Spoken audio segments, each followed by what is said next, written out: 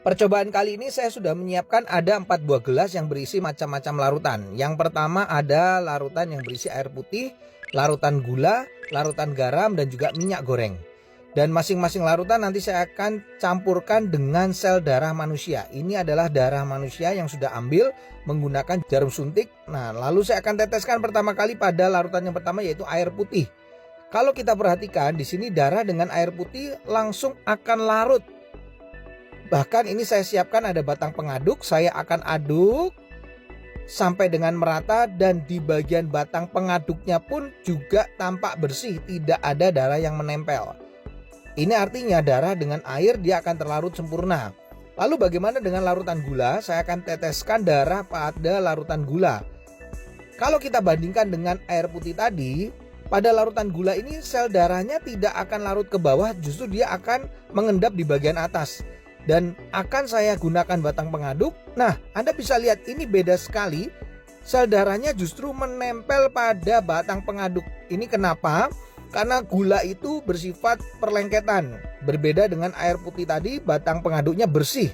Makanya orang kalau kena diabetes, terjadi perlengketan pada darahnya, mengalami rasa haus, kemudian sering buang air kecil, dan akhirnya suka ngemil. Nah, bagaimana dengan orang yang hipertensi? Ini adalah larutan garam. Ini darahnya saya akan teteskan pada larutan garam. Lalu saya akan juga sama masukkan batang pengaduk. Dan ini berbeda dengan diabetes, di mana sel darah yang menempel pada batang pengaduknya tidak selengket pada gula, larutan gula. Tapi yang membedakan pada orang darah tinggi atau hipertensi yang terlalu sering makan asin-asin, ini kelihatan sel darah merahnya akan terurai, dia akan rusak, dia akan pecah. Makanya orang darah tinggi bisa mengalami pecah pembuluh darah. Yang terakhir saya akan teteskan darah ini di dalam minyak goreng.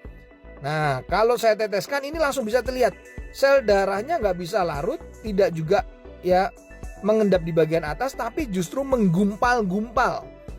Ini membuktikan bahwa orang yang tinggi kolesterolnya akan mengakibatkan penggumpalan sel darah. Jadi sel darahnya akan menggumpal-gumpal, dan ini yang bisa menimbulkan penyumbatan pada pembuluh darah. Ini adalah percobaan sederhana yang saya lakukan dengan menggunakan 4 macam larutan yang berbeda. Semoga percobaan ini bisa menjadi inspirasi untuk kita agar tetap sehat.